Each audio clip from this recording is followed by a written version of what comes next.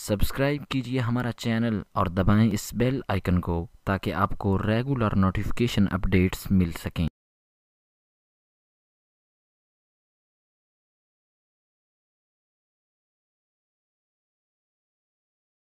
الرجیم بسم اللہ الرحمن الرحیم اقرأ باسم ربک الذی خلق خلق الانسان من علق اقرأ وربک الاکرم الذی علم بالقلم علم الانسان ما لم یعلم۔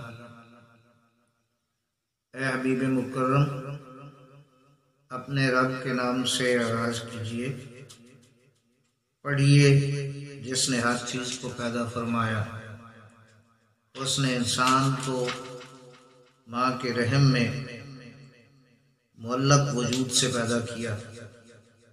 پڑھیے آپ کا رب بڑا ہی کریم ہے، جس نے قلم کے ذریعے علم سکھایا، جس نے انسان کو وہ کچھ سکھایا جو وہ نہیں جانتا تھا۔ حضرات ذی وقار عرب کے اس بے گیا علمی بیابان میں غار حرا کے اندر مالک لم یزل نے جب انسانیت کو اپنے محبوب کی معرفت عطا فرمانا چاہی تو اس کی ابتدا ان الفاظ سے فرمائی کہ اپنے رب کے نام سے پڑھیے، یعنی اے محبوب اپنی امت کو یہ بتا دیجئے کہ اگر تم مجھے رب مانتے ہو اور میری ربوبیت کا اقرار کرتے ہو اور میری ربوبیت کو تسلیم کرتے ہو تو پھر جس طرح میری ربوبیت کو تسلیم کرنا تمہارے لیے فرض ہے، اسی طرح اس علم کا پڑھنا بھی تمہارے لیے فرض ہے۔ اس لیے پڑھو کہ اللہ نے تمہیں انسان کو ایک نطفے سے پیدا کیا ہے اور اس علم کے ذریعے اس نے تمہیں عزت اور بلندی اور مقام عطا کیا ہے، اور اس کائنات کے وہ علوم تمہیں عطا کیے ہیں جو اے انسان تم نہیں جانتے تھے۔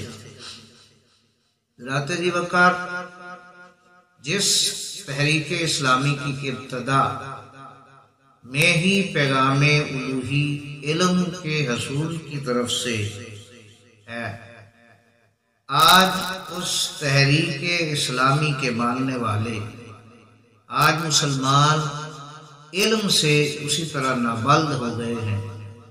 یہ علم سے نابلد ہونا در حقیقت امر ربی کی نافرمانی ہے۔ قال النبی صلی اللہ علیہ وآلہ وسلم فضل العلم خیر من فضل العبادہ وملاک دینکم الورا۔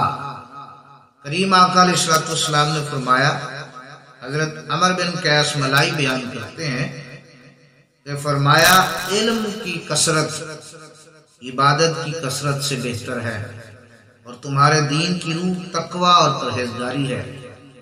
حضرات ذی وقار قرآنی اصطلاحات کے اندر تقوی علم کی انتہا تک پہنچنے کا نام ہے، اور پرہیزگاری علم کے اصول اور نظم و ضبط کو اختیار کرنے کا نام ہے۔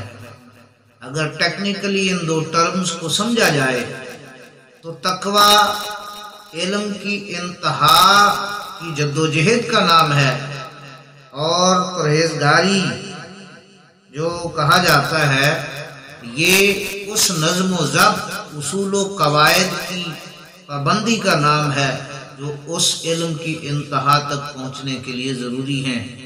تو آئیے قرآن ہمیں عصری دینی دنیاوی علوم کی طرف بلا رہا ہے کہ آئیں ان عصری علوم کو، دنیاوی علوم کو حاصل کر کے اس پہ دسترس حاصل کریں، اور اس دنیا کے عوارض کی تسخیر کر کے اس دنیا میں اسلام کے علم کو بلند کریں۔